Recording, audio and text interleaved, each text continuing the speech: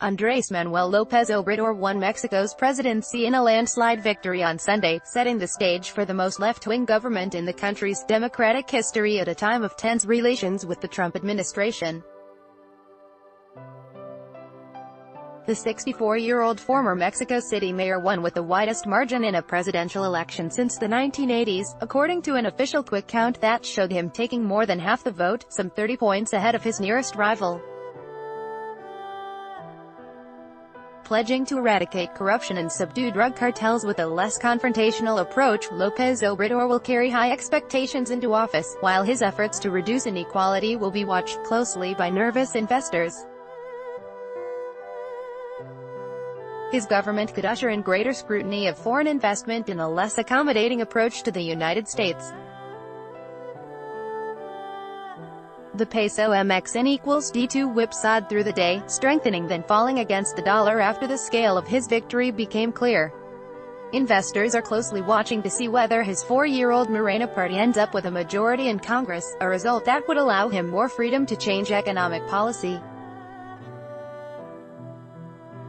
Rivals Ricardo Anaya, a former head of the center-right National Action Party (PAN), and ruling Institutional Revolutionary Party (PRI) candidate José Antonio Meade, conceded defeat within minutes of exit polls. For graphic on Mexico's presidential election, click here. Tens of thousands of people packed Mexico City's vast Zócalo City Square, where Lopez Obrador spoke after midnight, flanked by his wife and children. The new project of the nation will try to seek an authentic democracy, he said, in a conciliatory speech promising central bank independence and economic prudence, along with respect for individual freedoms. "I want to go down in history as a good president of Mexico," he said. In Lopez Obrador's small hometown of Tepetin, in the southern state of Tabasco, neighbors gathered in the village square, music blared, children rode bikes with cans tied to them and motorists honked their horns in jubilation. Josefa del Carmen Paz Reyes, a 68-year-old lawyer, cheered the victory of her childhood friend. "I am an older person, and I feel so happy I could dance," said Paz Reyes. "It is unprecedented, everything that has happened in Tabasco, in Mexico. We were waiting for this change and now we have it." Working with Trump, Lopez Obrador's nationalism, stubborn nature and put-downs of rivals have drawn comparisons to U.S. President Donald Trump. In a posting on Twitter, Trump congratulated the leftist on his victory. "I look very much forward to working with him. There is much to be done that will benefit both the United States and Mexico," Trump tweeted. The first high-level contact between Lopez Obrador and the White House is likely to be a phone call on Monday.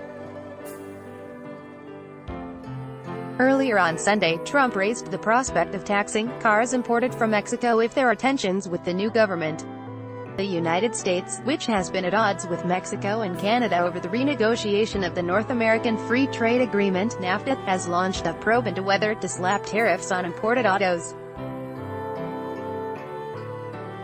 Results are expected within months. How Lopez Obrador handles relations with Trump, who has also sparred with Mexico over the U.S. President's call for a wall on the U.S.-Mexican border will help define the new administration which will take office on Dec. 1. Once an agitator famously photographed in a blood-splattered shirt after being hit with a truncheon at a protest, Lopez Obrador has mellowed with age and picked a team to reassure investors that his plans will not roil the economy. "We have witnessed today a very profound reshaping of the country's political map," Goldman Sachs economist Alberto Ramos said. "The balance of power at the federal and local levels has definitely shifted to the left, with unclear implications for the near-term policy direction." Lopez Obrador, who hails from an impoverished part of Mexico where oil exploitation began, reiterated about a review for signs of corruption contracts issued to private energy firms under the current government. Long road to victory. Lopez Obrador first came to global attention as Mexico City mayor, a post he left to run for president in 2006. Narrowly losing, he cried fraud and launched street protests many thought would end his political career. However, with stubborn self-belief, he began a long journey back to prominence, tirelessly visiting far-flung villages and towns neglected by mainstream politicians for decades. His victory is a stinging rebuke to the PRI, which has governed Mexico for 77 of the past 89 years, and its conservative rival, the PAN, which ended one-party rule in Mexico by beating the PRI in 2000, but then lost power 12 years later. While the PRI's Big Tent approach to politics defies easy categories, Lopez Obrador has pitched himself as the most left-wing leader in Mexico since Lázaro Cárdenas came to power in 1934, distributing land to peasant farmers and nationalizing foreign industry, including oil companies. Like Cárdenas, Lopez Obrador plans to help poor farmers, though he has stressed he will not expropriate private property, hammering home a message that he alone could end mafia of power and root out corruption that marred outgoing President Enrique Peña Nieto's government. Lopez Obrador's star has risen amid the scandals and Mexico's descent into dizzying levels of violence, which at times draws comparisons with war zones. Since former President Felipe Calderón of the PAN sent the army to fight cartels in 2007, some 230,000 people have been killed. Lopez Obrador says he will try new approaches to end the bloodshed, including a vaguely defined amnesty for some who work for drug gangs.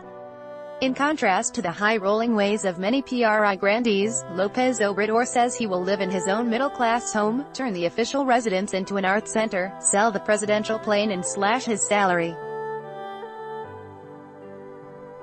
He has been vague on policy details,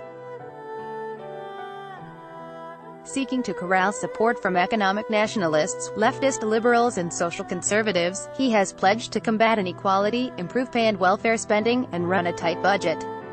However, Lopez Obrador has brought onto his team people who many Mexicans associate with the same network of politicians and bosses he said he would finish off. Such pragmatism, which included appointing a former cigarette baron as his chief of staff, is seen by some loyalists as a betrayal of his ideals, and his government will likely be subject to extensive scrutiny for signs of misconduct.